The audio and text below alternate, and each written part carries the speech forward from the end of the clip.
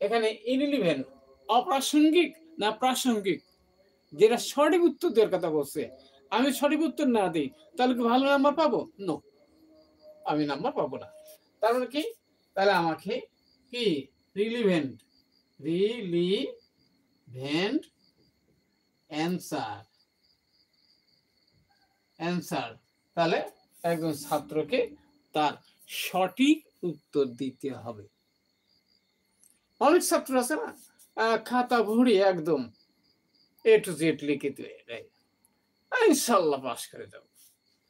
তারপর কি দেখা গেল, পরীক্ষায় ফেল, সব লিখলাম কিন্তু পরীক্ষায় ফেল। কিন্তু কেন ঘটনাটা ঘটলো?